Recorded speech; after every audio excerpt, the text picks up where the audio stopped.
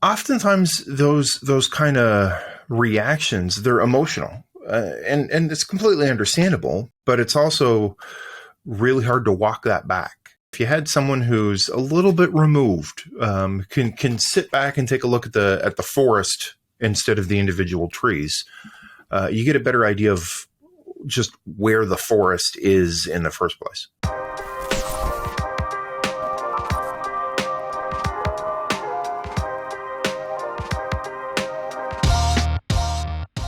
Welcome to the Construction Disruption Podcast, where we uncover the future of building and remodeling. We invite you to join us as we explore an industry that is always evolving with new products, new designs, new practices, and new technologies.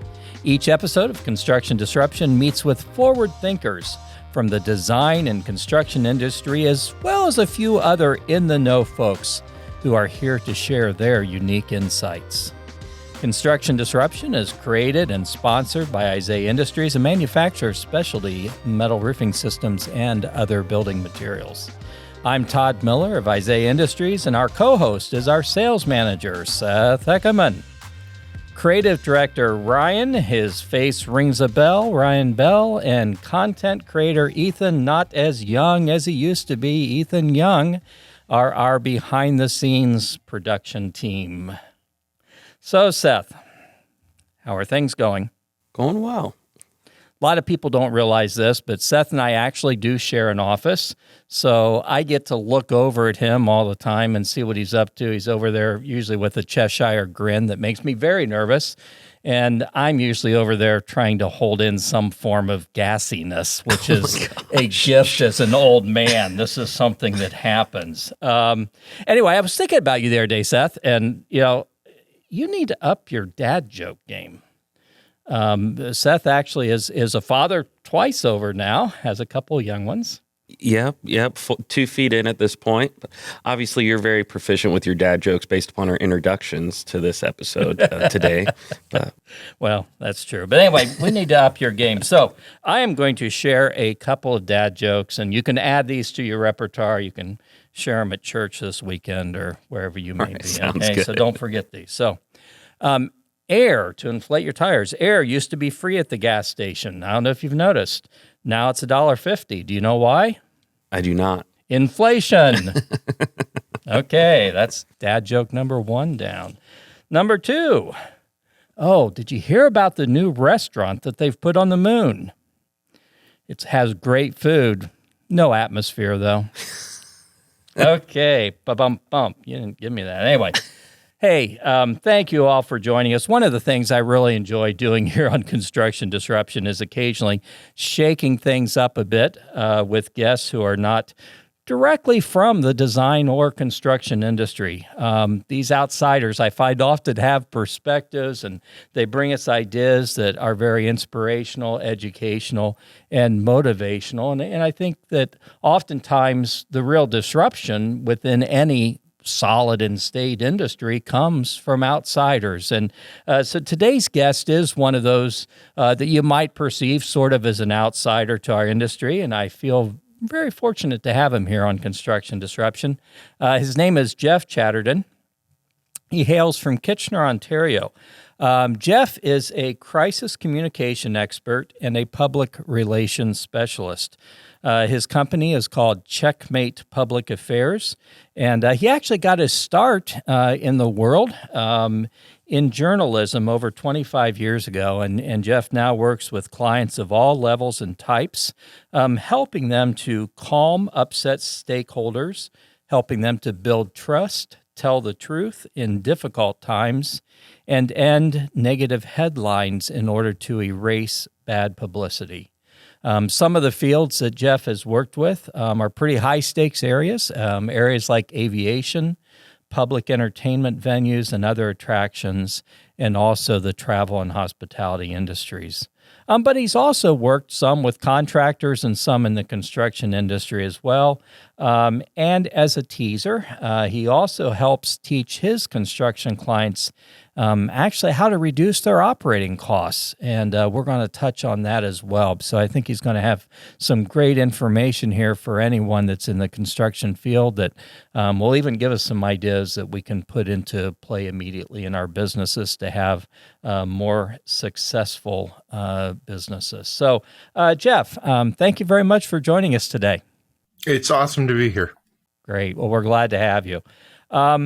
So Jeff, it seems to me that if someone is really going to be a disruptor in the construction or the design industry, they also have to be a survivor. And Seth and I see that all the time. We see people come into our industry and they, for various reasons, they're not survivors, and we'll see them pass within a couple, 3 years. So the last couple of years, I think in particular, as we've navigated a global pandemic, but we've also ended up now with this thing in the construction industry and remodeling industry where we have all of this surging demand.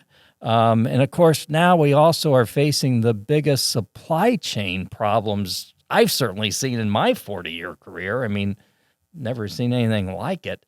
So I think that hits home all the more with how do companies survive this. So I'm anxious to hear you talk more today, but if you could kind of start out telling our listeners and our viewers a little bit about what you do on a daily basis, Jeff, and would you say that surviving and thriving are things that you are committed to helping companies and your clients in particular do?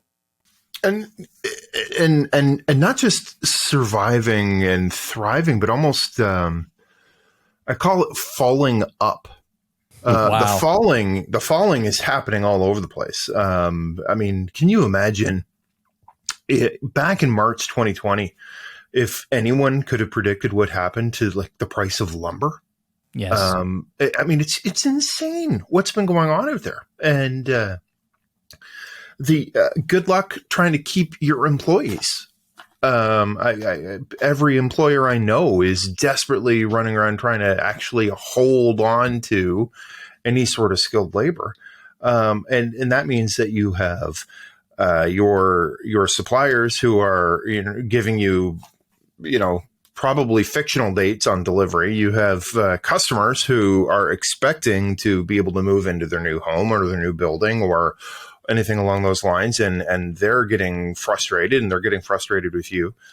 And then to add it all up, there's no such thing as private moments anymore. The times when you lose your temper and you call someone a bad name now get broadcast all over YouTube.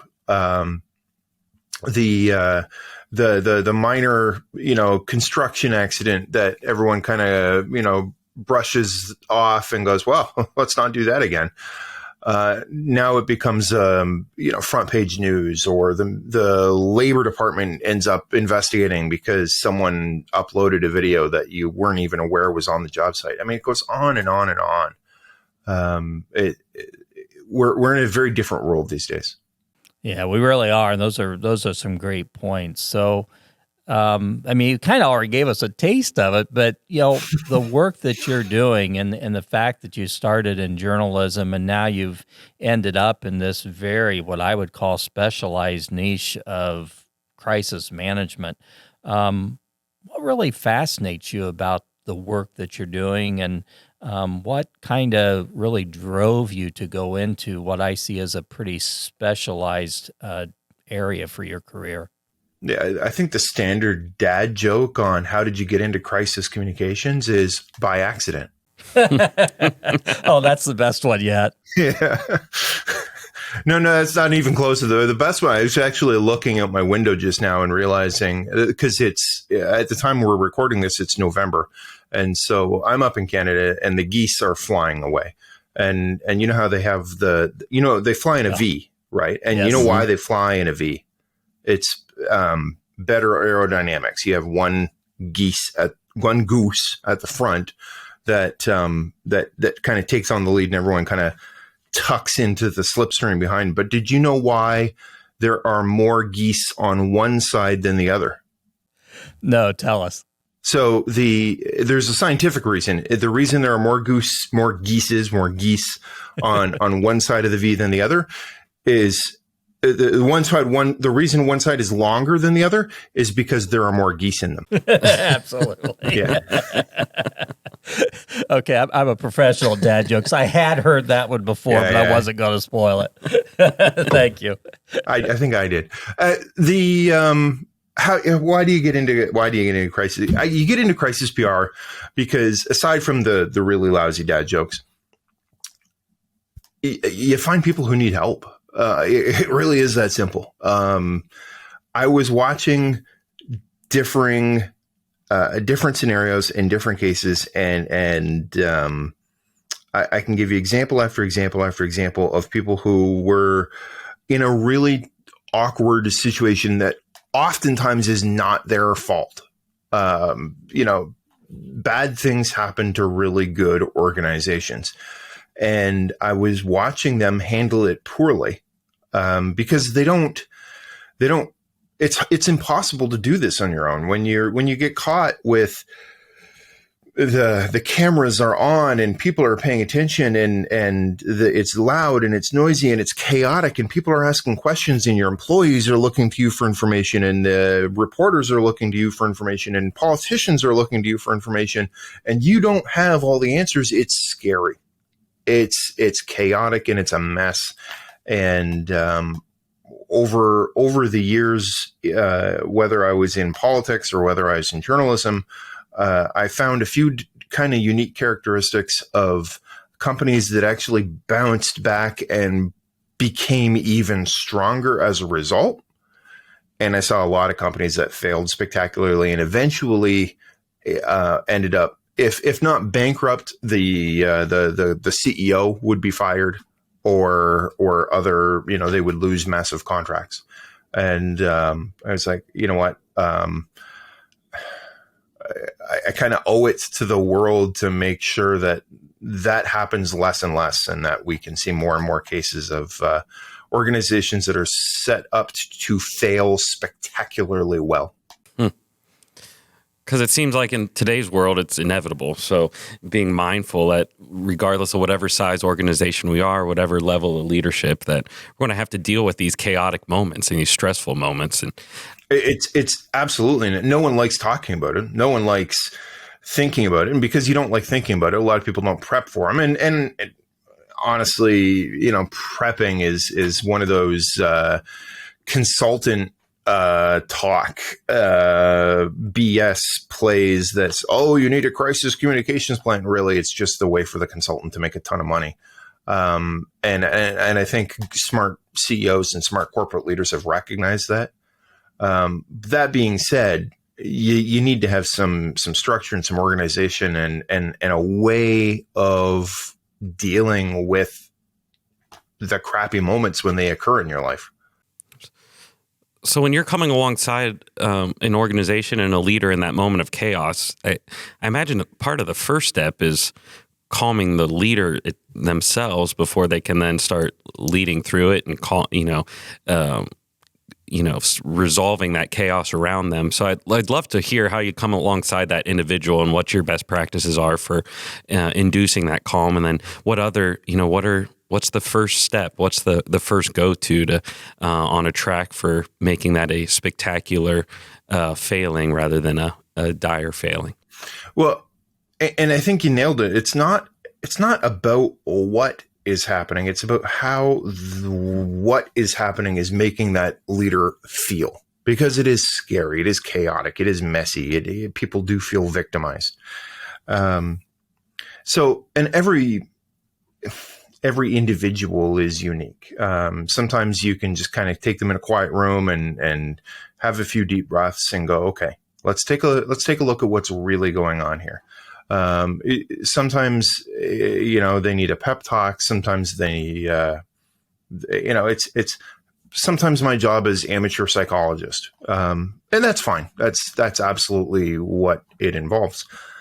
But the really powerful part about that is when the leader, the business owner, the CEO, the person who's feeling that recognizes this is how the audience feels, because they're scared. They're coming to him for information. They're coming to the company for an idea of what's going on, or whether or not their loved ones are safe, or whether the homes will be built on time, or whatever else is going on. And it's not ever about the facts. It's about the emotions around those facts. I work with a lot of major public venues. The Staples Center in Los Angeles is a client of mine. I have, the last I counted, there were 15 NBA or NHL teams that worked in one of my venues. Wow. And I sit and I tell the general managers when I do training with them, look, if a meteorite comes out of the sky and smokes the South Grandstand and completely destroys it, do you have a crisis? And people go, oh, absolutely, that's horrible. And I say, okay, now, what if a meteorite comes out of the sky, smokes the South Grandstand, blows it to smithereens, everyone stands around and cheers wildly? Do you have a crisis? And they look at you and they're like, what? And it's like, no, you don't have a crisis anymore. You have a massive unplanned renovation. It's only a crisis if people are the people that you care about are upset with you. Interesting. And once people recognize that this is not a fact game, this is not a data game. It's, you can come out and say all you want about supply lines. You can come out and say all you want about labor rates or anything else. That's a data point. That's a fact. Facts don't matter. Once you recognize this is about emotions, then they start to recognize what they have to do in order to actually win at this thing. So it's fun when you can get that breakthrough and actually start to communicate with people as people and not as data points. Well, and then that makes sense why you say that all the planning in the world and the action plans and all the preparation, there can be some value in that, but it's the value is relatively little compared to what you're going to spend on it, because it all comes down to your emotional intelligence and self-awareness and awareness of those around you when you're actually in it. It doesn't matter what the checklist on the piece of paper tells you. You're talking to a guy who's run around and made many thousands of dollars selling the traditional crisis communication plan. That book that sits on a binder on some mid-level manager's filing cabinet back in your trailer somewhere, the crisis communications plan. And we finally stopped. We gave up. They're useless to the client. You go find me one. Go find me a single crisis plan that was written prior to March 2020 that could have possibly predicted the impacts of the coronavirus. Right. Biggest economic disruption since World War II. It's impossible. There are basic things that you can kind of prep on. I would argue that if you're an on-site construction leader and you don't know what you're going to do in the event of a workplace injury, or a workplace, God forbid, a workplace fatality or anything along those lines, that the crisis is not the unfortunate injury. The crisis is that you got to be in that position in the first place. That's not a crisis. That's called Tuesday. If you need to be better than that is what I'm saying. But what we did at Checkmate, we gave up. We went to all of our clients and said, look, I understand you've come to us. You want us to put together a crisis communications plan. Honestly, we don't think that's the right move for you. What if we did this? What if we give you a phone number? That phone number is going to get answered 24/7, 365. It doesn't matter if you call us at 3 a.m. on a Christmas day. Someone is going to, they know you, they will know your media market. They're going to know your industry. They're going to know your issues and what's going on. They're going to tell you exactly what to do and what to do next. God forbid you still need our help.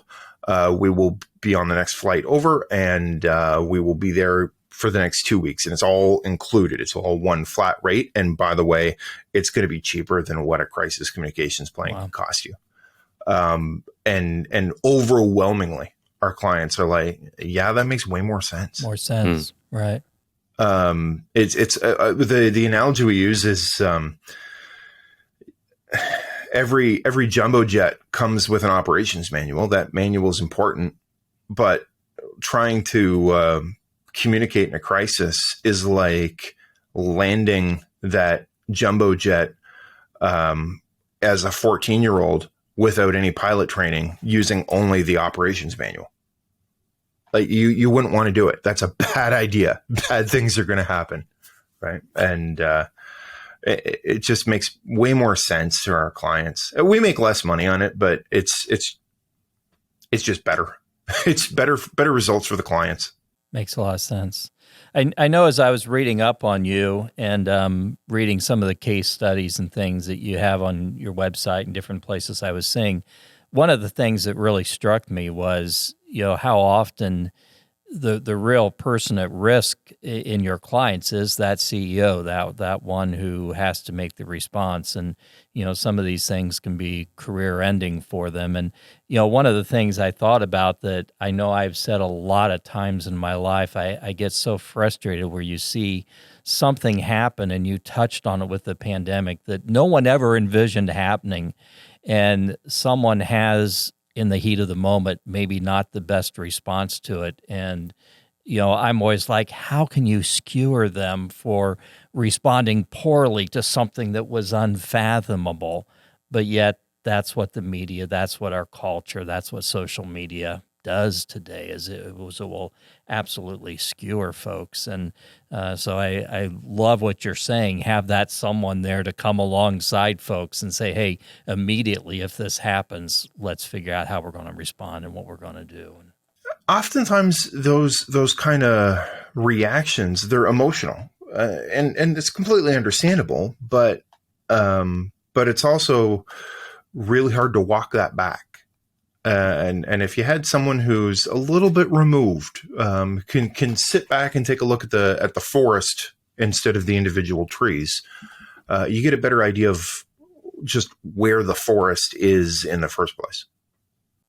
So this is a question that you don't have a clue that I'm going to ask you, but I'm going to ask you. So one of the things I think about is when the planes crashed into the towers on 9/11. And George W. Bush was down reading to a bunch of school children in Florida, and they came and whispered in his ear. I think I have the story right, and told him what had happened. And he got concerned, but he kept reading, and a lot of people wanted to skewer him because he kept reading. What would your advice have been to him at that moment? Should he have kept reading at that point? I mean, he knew very little information at that time. I think everyone has picked apart 9/11 65,000 different ways. Sure. I remember that exact incident. That's an iconic image of him, the aide whispering in his ear and his eyes opening wide. That being said, I still don't believe that they had an idea of the true impact of what was going on. Right. I think there was concern. Was it an air traffic, thing where the planes were being routed in the wrong direction? Was it an isolated one particular incident? There was a lot of question that he didn't have. And his point at the time was he didn't want to scare the kids. Sure. Hindsight being 2020, at that point, it's tough to say whether he was in a car or not on the way to the airport would have made any difference whatsoever in terms of impact. In hindsight being 2020, if you could have stood up and said, kids, I am having a blast. It's been really great to meet you. Unfortunately, some really scary grown-up stuff, or not even scary because you don't want to scare the kids. Some bad grown-up stuff is happening. So I'm going to have to go and do some work right now. but thank you so much. And then they vamoose out of there. Yeah, interesting. But again, I go back to that thing. How can you fault someone for that heat of the moment reaction to something that was unfathomable, that no one would have ever imagined, and no one even understood at that time? Here's comes back to my point. 20 years ago, because it was only 20 years ago, right. we dealt with the biggest, unthinkable, crazy economic disruption in our entire lifetime. And then 20 years later, we're dealing with the biggest, craziest economic disruption in our lifetime, both of which were completely unpredictable for any normal CEO. That's much less the workplace injuries, the accidents, the ministry, Department of Labor investigations, the OSHA queries, the upset supply, all the stuff that you routinely deal with. To the idea of a static, old school written plan that tries to predict the problems that you're going to face and what you were going to say is so flawed that it just doesn't make any sense. Yeah. Right. So switching gears a little bit, your LinkedIn profile, which I always love reading, says that you are helping to create healthy businesses in a post-pandemic world.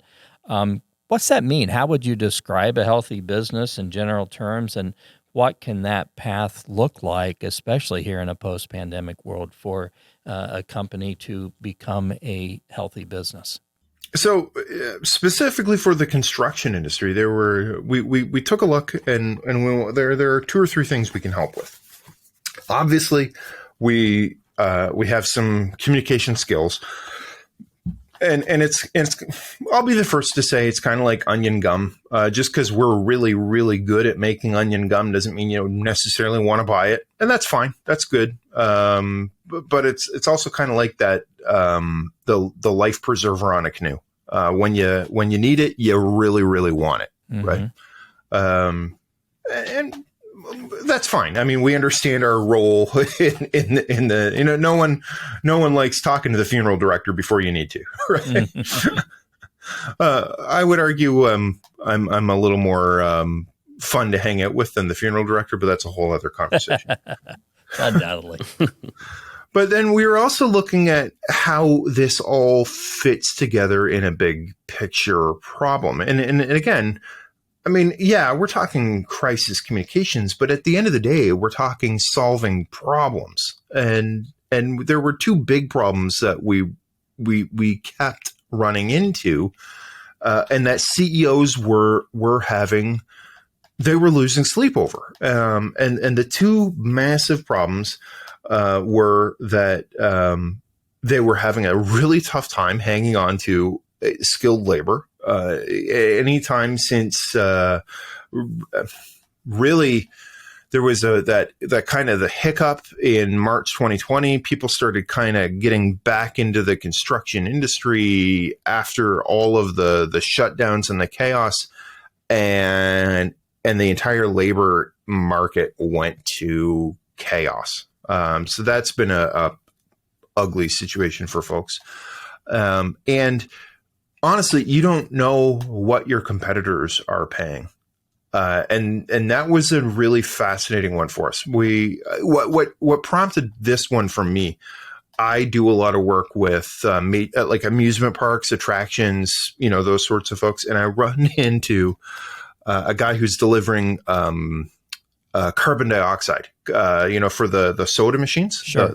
Whether it's pop or soda or whatever you want to call it, depending on what part of the world you're from. And he was telling me he was delivering to 3 different businesses all in the same strip plaza, and all 3 of them were paying different pricing. And it was like, that's intriguing. So we went and I love this. We partnered with an artificial intelligence big tech company, and they have a data lake of 10 million businesses, and they have the operating expenses for 10 million businesses across North America. So what happens at Isaiah comes to us and they say, "Hey, Jeff, we want to talk to you about crisis. Our president Todd every now and then says dumb things, and we want to make sure that when he says dumb things that we don't have to fire him." I'm like, I totally get that. What are the kind of the dumb things that you expect to run into? And they're like, okay, well, we're going to have some accidents. We're going to have some stuff. We're going to, we have a really awesome metal roofing product, but that means that we're up on roofs and sometimes people fall, whatever the issue is. All right, okay, so we'll go through. We train Todd on making sure he doesn't say dumb things. We have the fun. But then they're like, okay, that's a good idea. We really should do that. But that's going to be expensive. We don't want to pay the money. And we went, absolutely, totally get that. What if we could offer it to you at no net cost? And people go, oh, that's intriguing. Tell me more. So you upload your, general ledger. Our partners go through, they take a look at all your operating expenses and they go, actually, you're paying 14% more than you should for your telecom. Your utilities are absolutely screwing you over. The guy who comes in and changes your front door entry mat is actually charging lower prices to 3/4 of the neighborhood. All of these sorts of expense savings just for the operations of your business that you didn't even realize you had. And then they go through and they do the work. They spend 6 hours on hold with AT&T because if you do it, you're going to spend 6 hours on hold with AT&T only to get told, oh, you're already getting our best rate. Go pound sand. So they say, actually, they're not getting the best rate and we have the data. We can prove it. And they go, okay, fine. Right.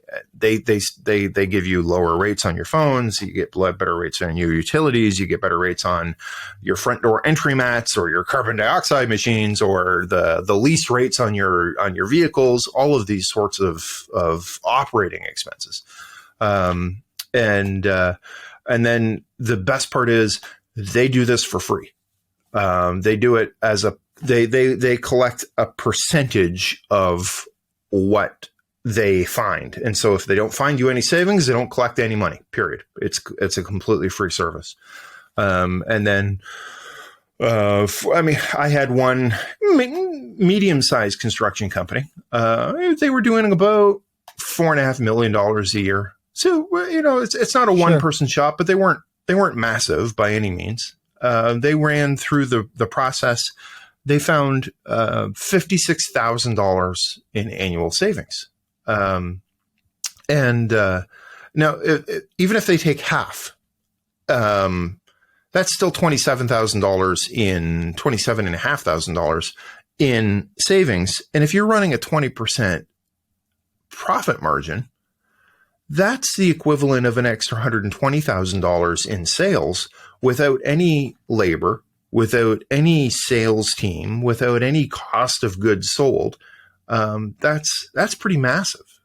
So we started, running around and offering that, primarily as a way to help pay for our services. So now the company has done no work. They have a crisis team that's ready to go and in place to help protect their reputation and, all of that sort of stuff. They're making, better spending decisions. And then the third one that we've started to run into was on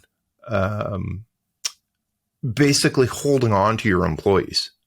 I'm sure Isaiah is a fantastic company to work for. You'd have no problem keeping your employees. But a lot of construction companies can't say the same thing. They have a tough time hanging on to their laborers. And so we again partnered with the service completely free for the employer, and they offer all of their employees. Basically, it's a prepaid Visa debit card, and then what happens is they create a system so when an employee punches out at the end of the day and they've worked 8 hours, they get credit for 8 hours that moment on their Visa debit card. And so it's same day pay. They get paid every day for the hours that they work, which means that they don't need to worry about getting an advance on their paycheck or going to some of those kind of skeezy paycheck loan check cashing places if they have unexpected expenses that pop up. It's just a completely free service. It doesn't cost the employer anything. It costs the employee something like $1.50 if they have to make a withdrawal out of the debit card. If they don't ever use it, it doesn't cost them anything, and all that money just gets transferred back into their regular account. But it's just the employees love it. We've been finding that it actually improves employee retention by around 40%. Wow. And so here are two systems that we've been able to implement at our company for our clients to lower their operating expenses and to help hang on to their employees. And it comes at net zero cost for the employer. So that's what we talk about when it comes to creating healthy businesses. Wow, that's pretty neat. So basically, your business, I mean, you're out there to help people deal with crisis management. And I certainly understand that's probably something most companies are saying, gosh, I don't know that I really need that. Why would I want to pay for it? Because it's something that you don't need until you need, and you don't realize till later how badly you needed it. And so you've developed other value-added things to bring to them, which allow them to help pay for the crisis management component. Is that kind of what I'm understanding then? Yeah, that was the reason we implemented it. Right. It depends. I mean, obviously there are still some people who they just like, yeah, let's hook us up on the expenses side and we'll come call you if whatever. We're happy to do that. We're about creating healthy businesses. That's very neat. Lord knows we've been dealing with enough challenges in the world. If we can create some healthier businesses, everyone wins. Yeah. Very neat. Well, and I love that because I think any business can think about that. And certainly, I mean, I'll go back to what we do. We manufacture and sell metal roofing, and our contractors who in turn install and sell those metal roofs, I mean, they're oftentimes selling the benefit of energy efficiency and added home value and, all these other things. In the meantime, the property owner is paying for a premium metal roof, but they're pointing out all the other value that they're getting in the process. So I applaud you on taking that approach. That's pretty cool and kind of a great response to a difficult situation.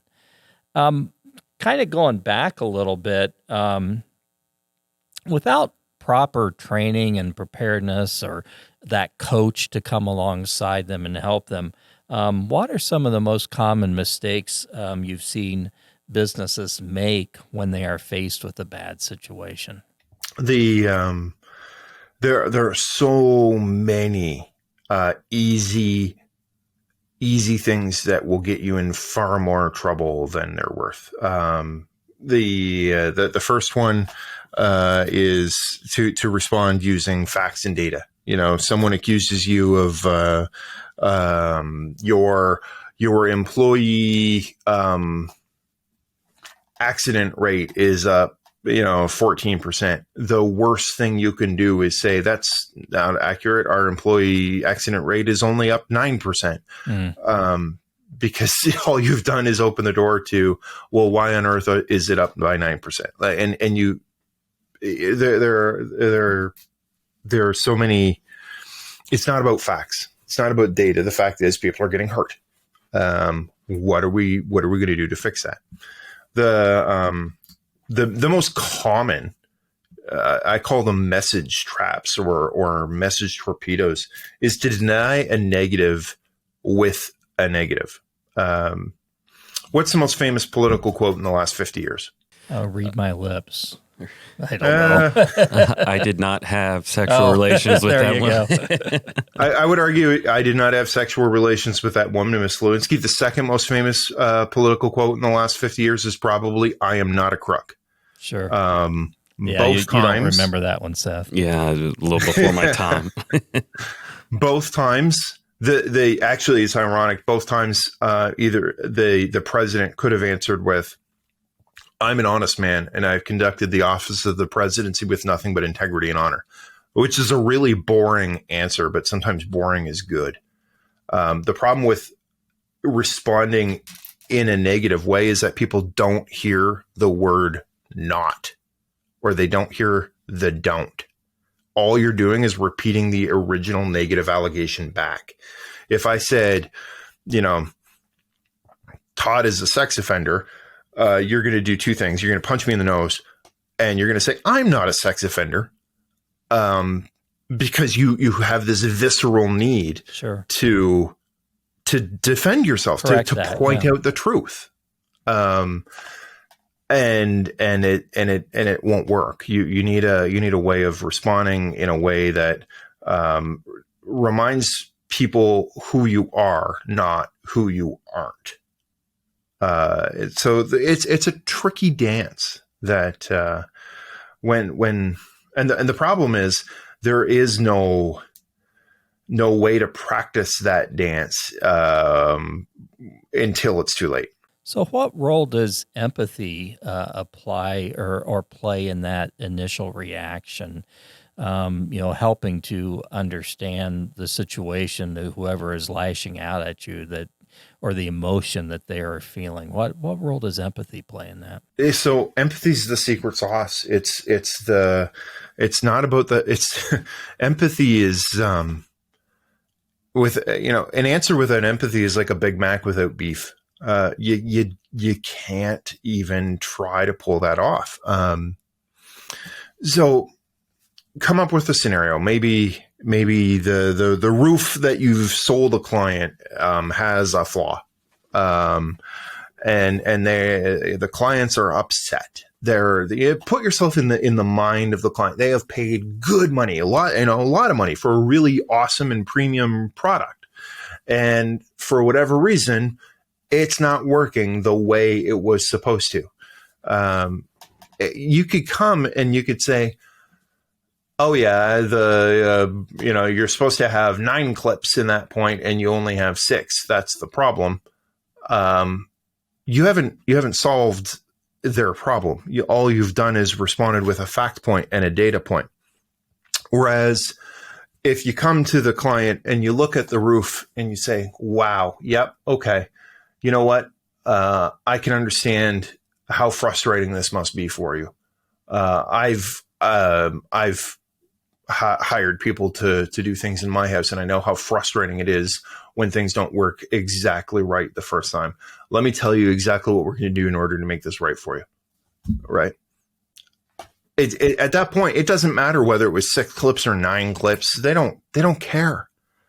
Right. It's about how you make them feel, and more importantly, it's about that how they feel. They are trying to communicate with you that they are upset. When you have people yelling at you on the phone, when you have protesters outside your office, when you have reporters gathering in your parking lot, all of that is an exercise in making sure that people know that they're upset with you. And if you can cut that off at the pass with, you know what, I've asked myself those very same questions, or, you know what, I can see that this is really important to you. So let me tell you what we're going to do in order to look into this further. It's like, I call it fire retardant foam. If you're building a house and one room is on fire, the standard male approach is, well, we will tell the truth to that room. We will go in with hammer and nails and drywall and fix it. And I'm like, no, hang on. The room is still on fire. You need fire. You need a fire extinguisher. You need to get rid of that energy. So spray everything in fire retardant foam, get rid of the fire first. Then and only then can you go in with the hammer and the nails and the drywall and actually fix the damage. Empathy is like fire extinguishers. It's what allows everything to go, okay, here's where we're at. Without empathy, you're just, it would be like, for those For those people who live in northern climates, it's like driving in an ice storm using summer tires. You're not going to get anywhere fast. Yeah, good point. So any particular stories come to mind of crisis that, were really badly mishandled and ended badly for the business or for individuals? Anything come to mind? We were just talking about empathy. So you remember the Deepwater Horizon spill? Sure. The BP oil spill off the coast of Louisiana. Down in the Gulf, right. Yep. So their CEO, it was a guy named Hayward. He's down in Louisiana. He's actually dealing with all of these shrimping boat captains and people who make their livelihoods off being able to access clean water. And, we're 50, 60 days into this crisis, and people are getting frustrated and people are getting upset because they haven't been able to solve the problem yet. And the media say to Mr. Hayward, they're frustrated with you. They want this situation to be over. And his response was, no one wants this over more than I do. I want my life back. Oh my. Wow. So in a classic case of sometimes the company will be okay, but the CEO is going to get fired. They couldn't fire him just because he was so high profile. Do you know where he's working now? True story. Honestly, do you know where he is assigned to work right now? Do not. Siberia. He is working on a Russian oil field development project for BP in the middle of the Russian steppes. Literally. Wow. Yeah. Wow. So, yeah, and we kind of touched on this earlier, but I mean, just with everything in social media and just the world that we live in, I take it you see the stakes getting higher in regards to all of this. Is that correct? The standard joke, I mean, you used to be able to sit on the toilet and look down at your toenails and go, wow, my toenails are looking pretty gross. I need to be able to clip those things, right? And on occasion, maybe your spouse would go, honey, your toenails are looking pretty heinous, right? Today, the world is like, dude, you're gross. You have gross toenails before you even realize it. I mean, it's an oversimplification, but everyone has a camera. Everyone has access to YouTube. Everyone has the ability to create absolute crap storm before you even wake up. There's a case right here in my hometown. A business owner owned a local restaurant. He did some pretty dumb things. I can't justify his behavior, but there was an autistic gentleman in the restaurant who had a service dog, and the owner was upset with the service dog, did not believe that it was a legitimate service dog, questioned whether or not it was a legitimate service dog. All that did was make the autistic gentleman upset. He starts yelling, and then they end up like literally dragging him out of the restaurant. The problem with that is that you may be able to get away with that. And even if you were completely in the wrong, and it turns out that, yeah, he was completely in the wrong. But even if you were completely in the wrong, you apologize to that guy, you offer him free dinners for life, and it all goes away. Problem is now, that goes up on YouTube. And you run into the scenario that I've been watching and munching on my popcorn. So this local family-owned restaurant has tens of thousands of comments and is making media headlines in my hometown, not for the fact that he kicked an autistic gentleman out of his restaurant, but for the furor that this is causing on social media. And I would not be shocked if that restaurant, which has been in my community for 50 years, is going to have a new owner by the end of next month, just because you know, Right. you used to be able to get away with stuff, and you can't do it anymore. And if he had managed to come out and say, wow, we totally blew that. We are grievously sorry. This is what we're going to do. This is what we're going to do in order to make things right. We're going to go through some,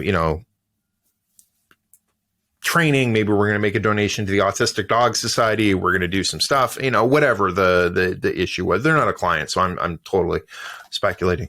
You might have been able to survive. People would go, okay, mistakes happen, but they had about 6 hours to do that. They didn't recognize the gravity of the situation they were in, and now they're up a creek. Interesting. Well, you've shared a lot of stories and done a great job of bringing in a number of stories from the construction industry. Any others that come to mind for you that, situations you've seen that were construction related that were, could have been handled better?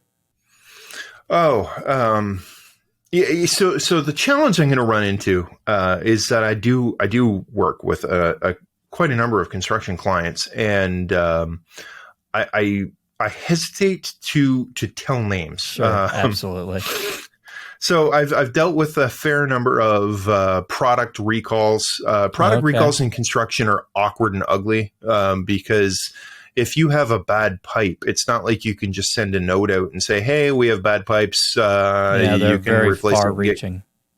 What's that? They're very far-reaching. They go way beyond. Oh, you gotta. I mean, you tell me what's involved in pulling a bad pipe out of someone's home, right? I mean, that's chaos. It's messy. There's paint. There's it's awful. It's awful.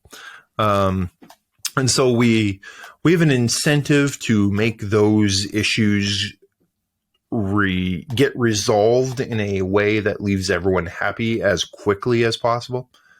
And it's not as simple as just, calling up the homeowners or the construction contractors or and offering them a check. It's not ever going to be that easy. What are you going to do in order to make things right? And there's also the sad and the inevitable, but there are really, really good ways of handling the workplace accidents or the workplace fatalities that you don't know if you're going to be known to be at fault. But you do know, that worker, that worker's family, that family needs to be notified. How do you notify a family that Brian lost his life that afternoon? All right. It's just truly awful, awful situations that no business owner should ever have to face. Unfortunately, I've been there, and there are good ways of dealing with that, and there are, sadly, I've seen firsthand, there are really awful ways of dealing with that. So, do you think that companies that are very purposeful in terms of being, introspective and being willing to have that coach come alongside them, but just thinking in terms of how they're going to approach a potential problem, are there intangible benefits they receive even beyond, the benefit they'll receive if, heaven forbid, something does happen and, they have an appropriate response? Are there other benefits they receive just from going through that process of being introspective and thoughtful? You think about it. What are we talking about? We're not talking about crisis. We're talking about making sure people trust you. Very good. Trust is the engine oil that lubricates the motors of commerce. If I really genuinely trust you, I'm not going to question your next quote. If I genuinely trust you, and you need to delay shipping of a particular product for 2 or 3 days, I'm not going to complain about it. I'm going to go, okay, well, you must have a really good reason. The really overly simplistic example is when I go to my dry cleaner, and my dry cleaner knows me, right? I walk in, I kind of catch her eye. I leave a big pile of shirts on her counter, and she goes, "Hey, Jeff, yeah, okay, see you, later in the week." And I walk out. I trust her that she's going to take my shirts and she's going to get them clean. When I come back, she goes, "Hey, yeah, $14," and I give her the money and I walk out. Now, that's an easy transaction, but if there wasn't trust, I'm going to count every shirt. She's going to count every shirt before she takes them. She's going to inspect every shirt. This whole transaction just became, a 20-minute transaction instead of a 30-second transaction. And that costs time. That costs relationships. Now that's just on something as mundane as a dry cleaner. Let's step that up into something like a major renovation or a new company headquarters being constructed or a really premium metal roof. There's a lot of emotional energy that's tied up in a product like that. For you, it's everyday business. For you, it's called Wednesday. But for the client, there's a lot of stress and trauma and energy that's gone into this decision in the first place. And if they trust you, not only does it make your life better, it makes their life better. And when you handle the little crises, hey, we said we'd be able to deliver that on Wednesday. It's going to be Friday instead, but here's why, and here's what we can do. When you handle those little tiny mini crises with grace and with dignity, it does far more for your reputation than any amount of sales brochure, any amount of sponsorship, any amount of advertising could ever do. The ability to handle the little tiny things well is the best indicator of whether or not you're going to survive the big crises. So I'm curious, and I think that's interesting. And a lot of times those frontline decisions, if you are, have to be made by your frontline people. And, that may be a customer service person that's, $15 an hour. It's not necessarily the CEO. How do you encourage organizations to get that kind of what oftentimes has to be an immediate response? How do they get that to filter down through their entire organization? Is it led from the top and led from example, or what does that look like? Yeah, and that's a great point. So every company is different. Every company has unique challenges and circumstances. I will tell you about a very specific case that we ran into where the CEO was legitimately intending on doing well. The senior management was doing everything right, but they were still getting upset clients, and they were trying to figure it out. And it turns out, it was a case of their frontline customer service, the sales, not the salespeople, but the customer service people on the front lines of the phone call were not, they were over promising and under delivering, and they were just not doing a great job. So we went in and put together just a training program for the frontline customer service people. How do you deal with upset people? How do you prevent people from getting upset in the first place? Here are some simple things that you can do that don't cost a dime, that make your job easier and make them happier. And then that becomes part of the corporate culture. We started rewarding and incentivizing customer satisfaction and results versus just showing up on time. And it was basically a company performing under the wrong metrics.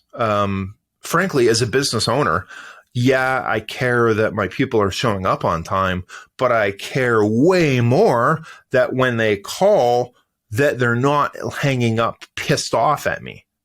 That's way more important. And so we started creating employee reward and incentive programs on customer satisfaction scores. That made far more dollars and common sense sense to us than whether or not, they show up 30 seconds late for their shift or so. You still have to have people showing up on time, but it was a case of just shifting the culture, shifting the yardsticks on what we actually pay you for and what we care about. Wow, good stuff. Very good. Well, this has been a great conversation, and we're close to the end of our time. I've really enjoyed this, and I know that we had touched on a couple of the value-added things that you bring to your clients in terms of helping them reduce operating costs, and also that the idea of being able to help them pay their employees immediately was fascinating. Anything that you had wanted to share today that we haven't had a chance to touch on yet? I don't think so. I think the bad things are going to happen in every good company. There is a way for that good company to be prepared and not be thought of as the bad company. Chances are good. We could probably put that together for you and it won't even cost you anything. So it just makes sense for us, but this is what we're all about. Great. Well, thank you. Well, we're going to close out here in a moment, but before we do that, I want to invite you to participate in something that we do at the end of every episode called our rapid fire questions. So this is a series of 7 questions. They may be a little silly. They may be a little less silly. Your commitment is just to give a very quick response, and our audience needs to understand that if Jeff agrees to do this, he's going to have no idea what we're going to ask. So Jeff Chatterton, are you up to the challenge of rapid fire? Has anyone ever said no? No, thank goodness, because I wouldn't know what to do. I would be in a crisis, Jeff. All right, let's do this. Okay. Favorite childhood game or sport? Oh, baseball. I absolutely grew up a child of Toronto Blue Jays baseball on the radio. Wow. What year did the Blue Jays start? I'm trying to remember. About 1977. Okay, I was going to guess 80, but okay. Yeah. Good answer. What subject do you wish that you knew more about? I'm a really good communicator, and I'm not bad at basic business principles. But if you ask me to multiply 2 or 3 numbers together, I'd have to get out a calculator. There you go, numbers. Favorite book? You want the shameless plug? My favorite book is Leaders Under Fire, written by Jeff Chatterton and available for free at leadersunderfire.com. Perfect. Perfect. Person living today whom you admire the most? Oh, I need to make sure he's even still alive. 100% Tenzing Norgay. Do you know who Tenzing Norgay is? It's ringing a bell, but I'm not. Yeah. So Tenzing Norgay was the second man to ever climb Mount Everest. Okay. But not only did Sir Edmund Hillary get all the fame and all the glory and the fortune, Tenzing Norgay went through all the same risk, all the same peril, all the same concern, but he climbed Mount Everest while schlepping Sir Edmund Hillary's stuff on his back because he was the Sherpa who handled all the heavy lifting. Wow. Good stuff. Good for Tenzing. What was your first job? My first job was pumping gas back when we actually had people who pumped gas. Would you ever get, or have you ever owned a motorcycle? I have never owned a motorcycle. With my hand-eye coordination, I would be afraid of what I would do to myself if I ever did own a motorcycle. I think that probably is me as well. Okay, final rapid fire question. Where did you go on your first airplane flight? Holland. Wow. The woman I was dating at the time, she was Dutch, and her family invited me to come and hang out with them for a few weeks on a tour of Europe. And that was, I'm 6'4" and I'm blonde, so I fit in well. But a great place to buy shirts off the rack if you're tall and awkward and gangly. Good stuff. This has been a pleasure. I've really enjoyed this. It's been very enlightening. I think our viewers and listeners are going to enjoy it. So tell me, again, another opportunity here at the end, why would someone want to connect with you? And if they wanted to connect with you, how would they do it? So the easiest thing to do, go to checkmatepublicaffairs.com. If you want to just tell me a little bit about your company and whether there's some stuff that you think you may be missing or things you could do. If you're concerned about your lack of preparedness, or frankly, if you want, some lower operating expenses. I mean, who doesn't love free money, or employees who want to stick around and are happier to be there every day? The easiest place to do that would be to go to www.bookwithjeff.com. Book with Jeff takes you to my booking calendar, and it just opens up a half-hour spot. We can actually sit down face to face and tell me about your stuff. I'm not a pushy sales guy. I tell you what we do and what works. I'm non-threatening, non-fattening. If it's a good fit, awesome. If it's not a good fit, we'll part as friends. That's bookwithjeff.com. If you want just basic information about Checkmate Public Affairs, that's at checkmatepublicaffairs.com. And like I said, if you want a copy of my book, Leaders Under Fire, it sells all day, every day on Amazon. It's an Amazon bestseller on crisis communications. It's a quick read. It's I think 153 pages. You can actually get it for free if you would like at leadersunderfire.com. The only thing we're going to ask for is a few bucks to handle the cost of shipping and packaging and printing and stuff. Fantastic.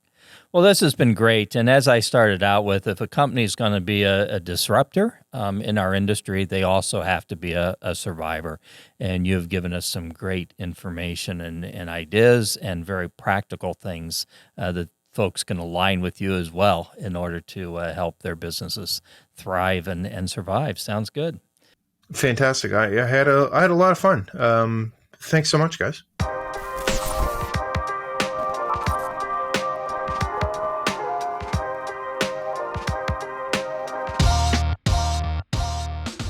Wow, that was interesting. So I knew that Jeff was going to be very personable and a great guest, but I was really surprised by how taken I was by the topic and the importance of the topic. And very cool when you think about he's teaching people how to respond to things or coming alongside them as a coach, but by the same token, he's also figured out how in his business to do things for them to help them pay for his services. So I thought that was pretty cool. So. What was that thing he said? Trust is the engine oil. What was that? Yeah, trust is the oil that lubricates the engine of commerce. I wrote that one down. But that is pretty cool because it does boil down so much to that. And, I think he said that when he was talking about, or after I had asked him about how do you get this to filter down through your entire organization, because I love what they do as far as coming alongside and being a coach to help in the crisis, but that frontline customer service person doesn't have the benefit of, let me make a phone call real quick and figure out what I need to tell you at this moment. So I love that, being able to filter that down through your entire organization, just this feeling of, hey, this is a company I can trust, and these people are going to respond well. Yeah, and I think it applied to beyond just conflict or chaos or crisis, but that point he made that your customer is very much emotionally invested in this transaction with you, that you on the other end of the spectrum, this is your routine Tuesday responsibilities. And so understanding and having that empathy and emotional awareness to meet them where they are, and whether you're responding to, them being in crisis themselves, or trying to sell them, or just, managing, answering a benign question, responding with that level of empathy and intentionality, regardless of what the circumstances exactly are going to definitely put us ahead.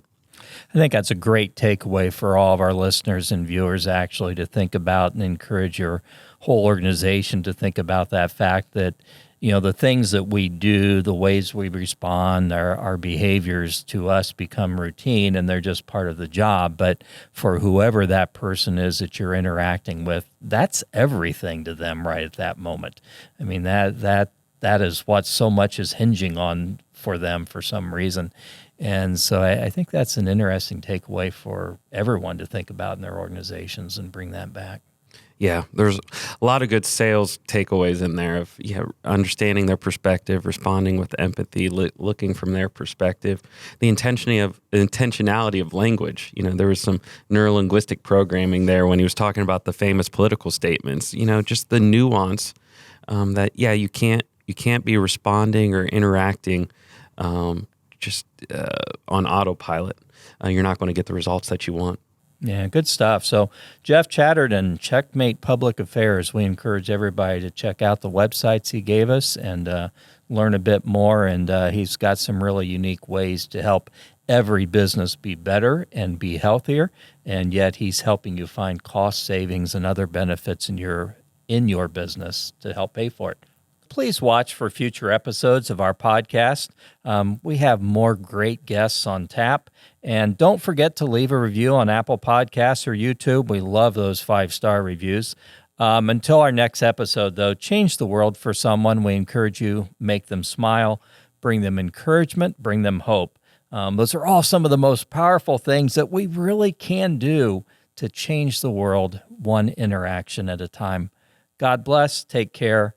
This is Isaiah Industries signing off until the next episode of Construction Disruption.